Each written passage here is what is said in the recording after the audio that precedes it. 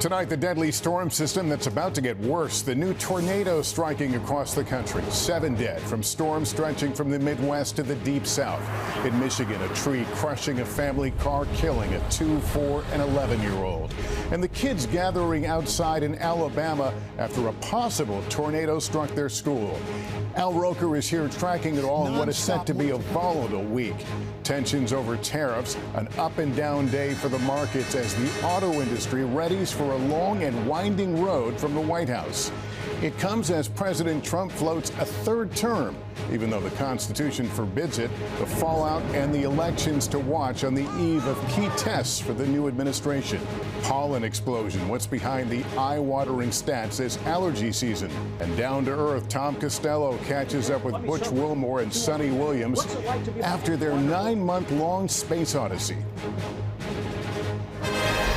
This is NBC Nightly News with Lester Holt. Good evening and welcome. After a violent weekend of wind, rain, and tornadoes in the Midwest, more severe weather tonight. Now on the move from the south up into the northeast. Roughly 61 million people at risk for severe weather this evening from Florida to New York.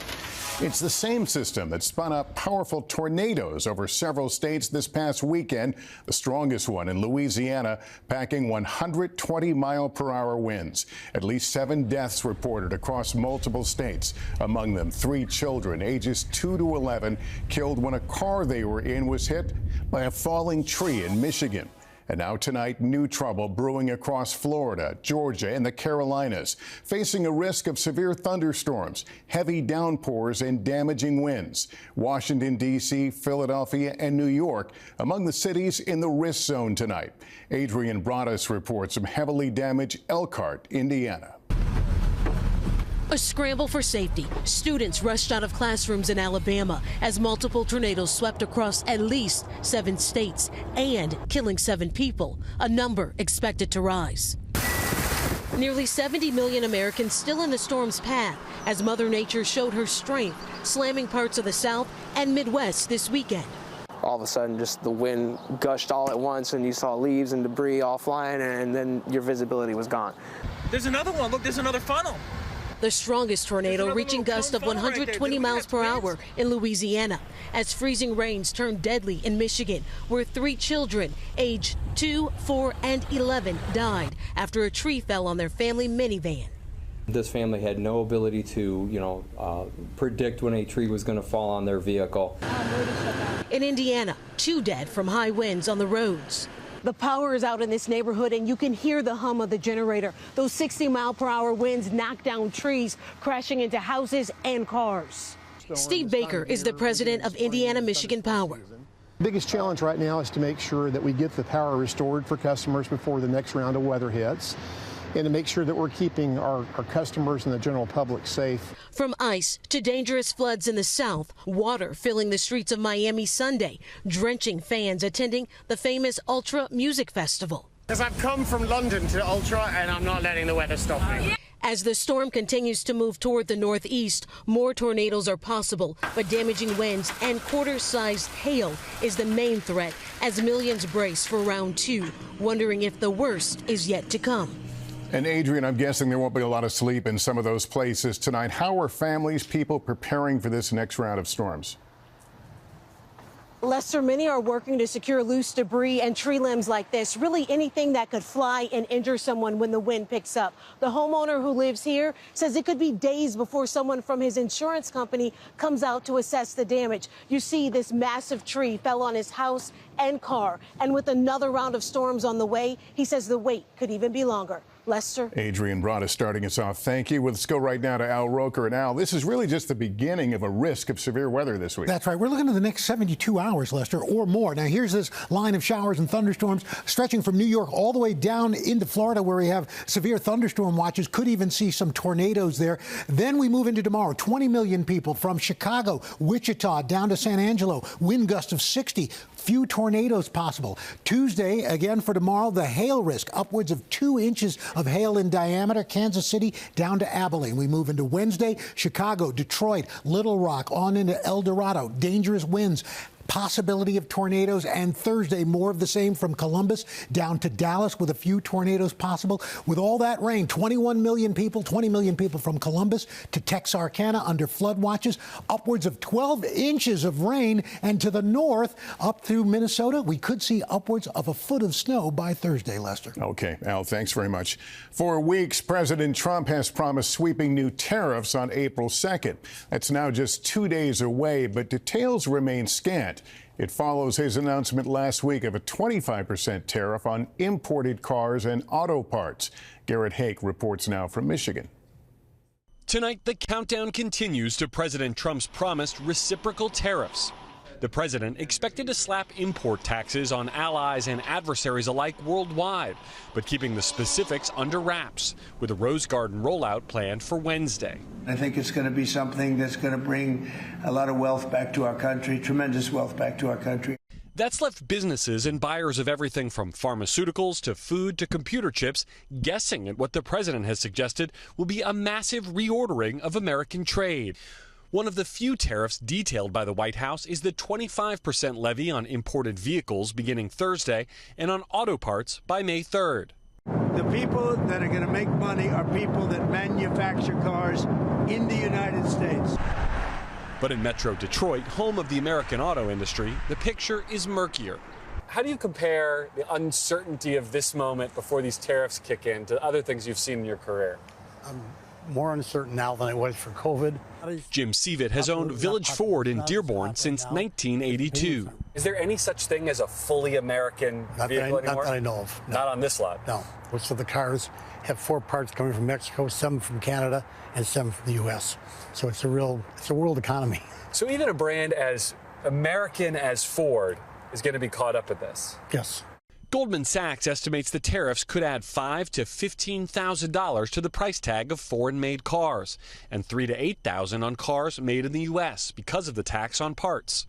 On Saturday, President Trump telling NBC News he, quote, couldn't care less if foreign car makers raised their prices to pass on the tariff costs. Auto worker James Benson agrees. You believe in this tariff program across the board? Yeah, I do. He says he's optimistic the president's programs will lead to more jobs like his coming back and be worth the cost. How will you judge if this has been successful? Well, if we have job growth and we have jobs returning to our country and we have, values coming back to where they used to be, I definitely see that, coming in the future. And Garrett, I recognize this is a bit of a moving target, but is there any indication of the scale of these tariffs? Well, Lester, the president's top trade advisor says they expect to raise $100 billion a year on the auto tariffs alone, $600 billion on the entire tariff package. Of course, that's money that will be paid by American businesses and consumers in the form of higher prices. Lester? All right, Garrett Hake, thanks. Now to President Trump's answer in our exclusive interview suggesting he could try to run for re-election for a third term despite the constitutional term limit. Peter Alexander reports now on the fallout tonight. Tonight, new fallout after President Trump did not rule out the possibility of a third term, even though it's prohibited by the 22nd Amendment of the Constitution. People are asking me to run, and there's a whole story about running for a third term. I don't know. I never looked into it. They do say there's a way you can do it, but I don't know about that. I want to do a fantastic job. In an exclusive phone interview, NBC's Kristen Welker asked the president about a possible scenario where Vice President Vance is elected with President Trump as his running mate, and then Vance steps aside. The president saying that's one method, but there are others too, saying he would not talk about them. Still, that could require amending the Constitution to allow Trump to run for re-election. But there's no proposal to change the Constitution right now. Republicans telling reporters the president was not being serious. I think he's probably having some fun with it, probably messing with it. President Trump has repeatedly joked about a third term. I think I'm not allowed to run again. I'm not sure. Am I allowed to run again? But on Sunday, the president told NBC News, "I'm not joking." Meanwhile, as Tesla becomes a target of new vandalism and violence, the company's CEO, a top Trump ally, Elon Musk, hosted a town hall in Wisconsin ahead of a crucial state Supreme Court election tomorrow. Musk offering money to voters there who signed a petition against what he calls activist judges, handing out a pair of $1 million checks last night. Democrats accuse him of trying to buy the seat, but Musk says he's just trying to energize voters in a state Trump won last fall. If the people that voted for President Trump simply vote on Tuesday, we will win. That's actually all it takes. Just vote. Boom, done. Victory. So. And meanwhile, Peter, in the midst of the ceasefire talks, President Trump is again criticizing Russian President Putin. Lester, President Trump tells NBC News that he is, quote, very angry at Putin for criticizing Ukrainian President Volodymyr Zelensky, now threatening to impose additional tariffs. He says 25 to 50% on Russian oil if Putin stands in the way of a deal. Lester? Peter Alexander, thank you. After days of searching for U.S. service members who went missing in Lithuania, 3 of their bodies have been recovered. The group disappeared Tuesday when their 63-ton armored vehicle became submerged in a bog. It was eventually found 15 feet under water and silt. The Lithuanian president offering his condolences and saying that the search will continue until the 4th soldier is recovered. We'll be back in 60 seconds. It is officially that time of year. What's behind the ultra-intense pollen season setting records in some places? Spring is officially underway, and if a runny nose and itchy eyes have you thinking allergy season is as bad as ever, you may not be alone. Jesse Kirsch explains why. From coast to coast, this and that are starting sooner thanks to a worsening allergy season. Over the weekend, Atlanta's pollen count reached its highest level in over 30 years. North Carolina also hit hard. Runny nose, sore throat, itchy eyes. Research from Climate Central suggests climate change is fueling these increasingly tough conditions. As the earth warms and spring gets longer, plants have more time to grow. That means earlier pollen releases plus more spring blooms, throwing extra pollen into the air. And a shorter freeze season also means the problems keep going later into the fall. In patients, for instance, that they do have allergies in the upper airway, particularly in children, and that doesn't get detected, that doesn't get treated, we do see that they may develop later on asthma in their life. To minimize the impact of allergies, experts recommend you avoid outdoor activity between 4 p.m. and sunset. Keep your windows closed, wash your clothing, and shower when you get home. There are also over-the-counter medications and other treatments you can get from your allergist. Identifying your triggers is very important because every one of us has a different trigger for allergies. Allergies that make life complicated when spring is in the air. Jesse Kirsch, NBC News. All right, when we come back, our one-on-one with NASA astronauts Butch and Sunny after their extended trip to space. Tom Costello talks to them about the foods they missed and their first night's sleep in a real bed when we come back. Finally tonight, the astronauts who became world famous after their 10-day mission turned into 9 months say it's good to be home with family and eating Earth food again. Today they sat down for an interview with our Tom Costello. Nearly 2 weeks after their spectacular return to Earth. And splashdown, Crew 9 back on Earth. That made-for-TV moment, complete with a pot of dolphins that appeared to welcome them home.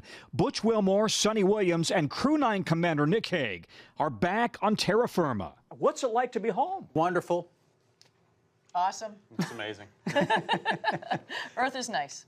Wilmore and Williams say they're not angry or bitter that their 10-day mission turned into 286 days on the space station after their Boeing space capsule malfunctioned. Did you ever feel abandoned up there? Did you ever feel that NASA, the White House, anybody had abandoned you? Felt abandoned? No. I mean, I didn't think about those type of things.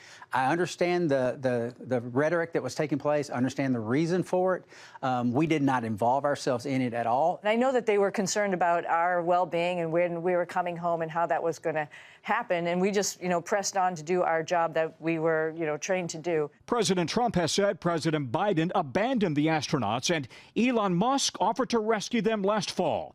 But former NASA Chief Bill Nelson, his deputy, and NASA sources all tell NBC News they knew of no such offer. By midsummer, the plan was to return the pair with SpaceX Crew 9. We were planning, from day one to return toward the end of February. Delayed till March due to a SpaceX rocket issue.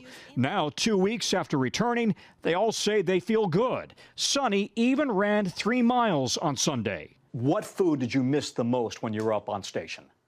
Sorry, 2 words. Chicken salad. Chicken salad. A latte. A latte. Nick? Fresh bread.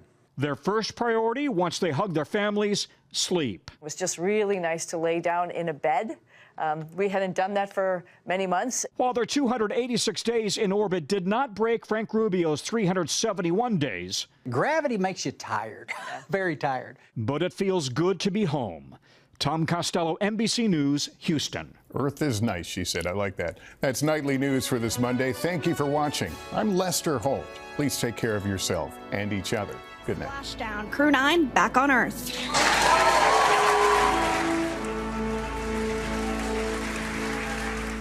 Thanks for watching. Stay updated about breaking news and top stories on the NBC News app or follow us on social media.